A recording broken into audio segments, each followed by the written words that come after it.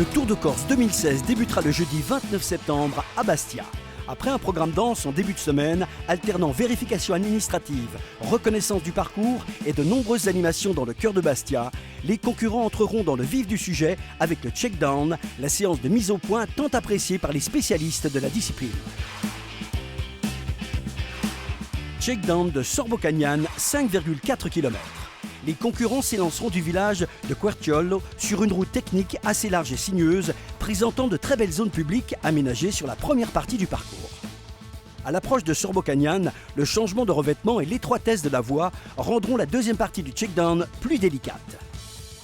Les bolides s'élanceront alors vers une descente encore plus étroite en sous-bois et souvent humide pour rallier l'arrivée à Castellare di Casinca. Ce parcours des plus représentatifs de la diversité du territoire insulaire a été tracé dans les contrées de la Casinca, non loin du nouveau parc d'assistance de l'épreuve, basé cette année dans la zone de l'aéroport international de Bastia-Porrette.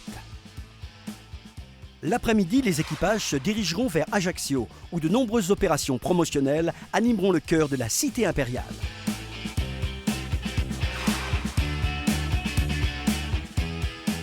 Les festivités se poursuivront avec l'incontournable cérémonie de départ en nocturne qui lancera les hostilités et permettra de présenter aux Ajacciens et passionnés venus du monde entier les stars du WRC, les futurs espoirs de la discipline, sans oublier les équipages insulaires qui seront de nouveau présents en grand nombre. Nous pouvons d'ores et déjà vous annoncer que le plateau sera de qualité.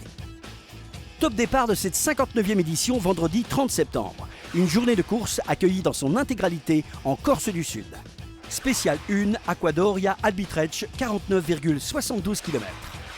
Le village d'Acquadoria, situé non loin de Capodimour et de sa mythique tour génoise, accueillera le départ de cette première spéciale, avec d'entrée de jeu une route alternant des portions rapides et sinueuses jusqu'à l'épingle de Tassing. La remontée vers le village offrira des passages très spectaculaires.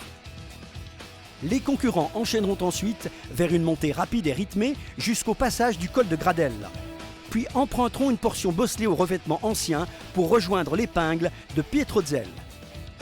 Une route étroite et dégradée les mènera à la célèbre épingle du col de Belleval. Puis changement de rythme pour la montée vers Bezzinao avec une section large et des enchaînements rapides.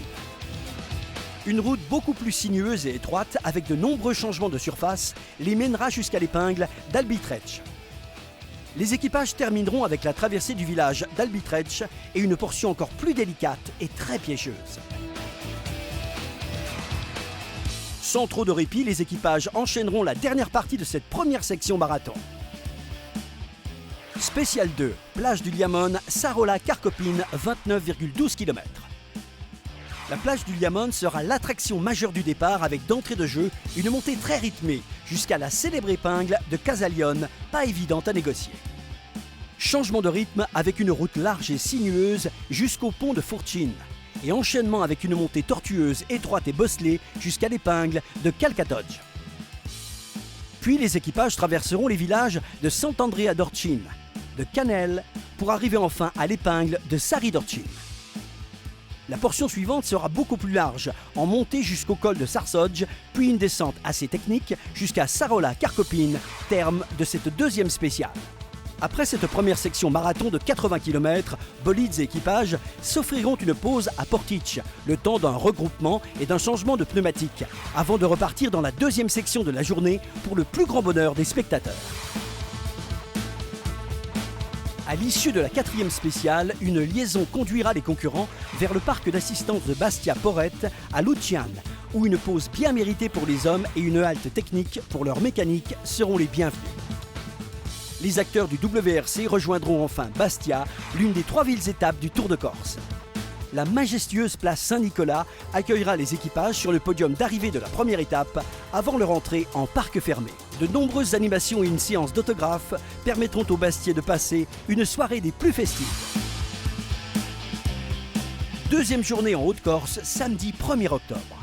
Les concurrents quitteront Bastia en passant par le parc d'assistance afin de peaufiner les derniers réglages et de chausser leurs bolides des pneumatiques adéquates avant d'affronter cette nouvelle étape marathon avec des spéciales totalement inédites.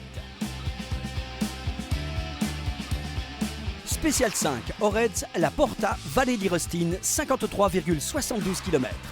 Un mythe en chasse un autre, avec cette spéciale qui a tant compté dans la glorieuse épopée du Tour de Corse. Départ du pont de Rimitorio pour une montée très technique en direction de l'église de La Porte, monument le plus emblématique de la Castagnice. Puis, route étroite, sinueuse et déformée par endroits, traversée du village de Giocattolio pour franchir le col Saint-Antoine. Une descente alternant nouveaux et anciens revêtements conduira les équipages vers Ortiporio, puis Pentaquatel,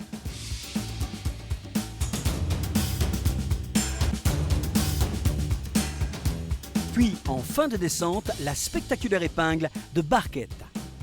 C'est avec un changement radical de surface et une montée typée course de côte que les concurrents rejoindront Campil.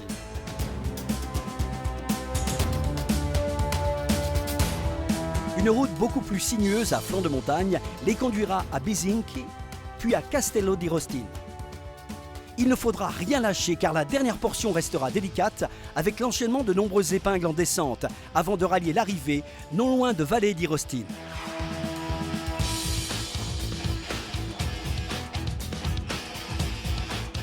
Spécial 6, Novelle, Pietralbe, 30,80 km. Départ à proximité de l'auberge Pietramonette sur une route très sinueuse au milieu du maquis avec de nombreux virages qui referment et qui resteront difficiles à négocier pour rejoindre le village perché de Novelle.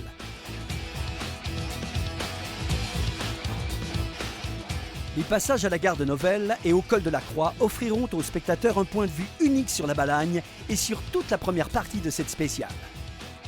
Une route beaucoup plus sinueuse et étroite, avec un vieux revêtement, les mènera jusqu'à l'ancienne route territoriale. La succession de portions rapides et à la fois sinueuses dans un décor de rêve conduira les équipages sur une route beaucoup plus étroite et bosselée pour rallier l'arrivée à Pietralbe. Après cette troisième section marathon, les équipages pourront enfin rallier le parc d'assistance de l'aéroport de Bastia-Porrette pour se détendre lors d'un regroupement et d'une pause mécanique avant d'affronter la deuxième boucle. Ceux qui auront la chance de franchir cette quatrième section marathon très sélective rejoindront Bastia, non sans avoir procédé à une bonne remise en forme des hommes et des machines au parc d'assistance de Bastia-Porrette. Ils se verront acclamés par les nombreux fans qui les attendront dans le village du WRC et sur la place Saint-Nicolas lors des traditionnelles séances d'autographes et animations de fin d'étape. Troisième et dernier jour, dimanche 2 octobre. Départ de Bastia et ultime passage au parc d'assistance avant de prendre cap au sud avec la dernière occasion pour les équipages encore en course de combler leur retard dans l'ultime section marathon forte de 64 km chronométrés. Spécial 9, Antisanti, Poggio di Nazza, 53,78 km. Départ à proximité du hameau de Purizzone, les concurrents s'élanceront dans la plus longue spéciale du rallye avec une première partie sinueuse en montée et par endroits très piégeuse jusqu'à Antisanti. C'est sur une route rapide à flanc de montagne alternant virages en dévers et portions très techniques que les équipages passeront d'abord à proximité de Rospigliani, puis rejoindront le village de Vezzani. Une descente rapide et rythmée conduira les concurrents vers Pietrozzo en direction de Maison Pieraggi. Changement de cap en empruntant la route très étroite et bosselée du col de Cardo, afin de rejoindre le défilé de l'Insec en déviant vers Lugo di Nazza, sur des portions très étroites et tortueuses qui ont été bravées par toutes les générations d'équipages des années 80. Après Poggio di Nazza, la dernière partie demandera beaucoup de concentration tant les changements de profil sont nombreux jusqu'à l'arrivée. À l'issue de cette avant-dernière spéciale, direction plein sud pour une halte technique avec un dernier changement de pneumatique et une pause récréative durant le parc de regroupement de Porto-Vecchio. La cité balnéaire de Porto-Vecchio, longtemps appelée la Cité du Sel et hautement réputée pour les plages qui l'abordent, accueillera la Power Stage, l'ultime spéciale du rallye, et célébrera cette année l'arrivée du 59e Tour de Corse. Spécial 10, Porto-Vecchio-Palombaggi, 10,42 km. Départ de Precogge en direction de Bocca di Loro avec des sections sinueuses belles et vallonnées qui sillonneront la côte avec ses quartiers résidentiels.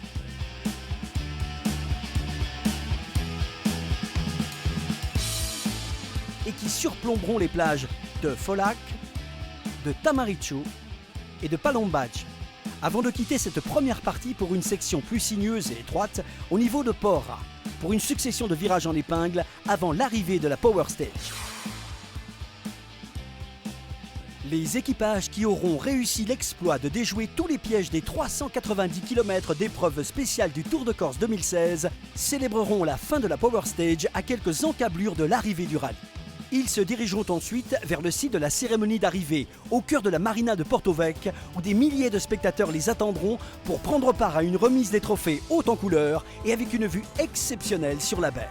Nous vous donnons rendez-vous sur l'île de Beauté du 29 septembre au 2 octobre 2016 pour assister à l'un des plus beaux spectacles au monde, la 59e édition du Tour de Corse, manche française du championnat du monde des rallyes.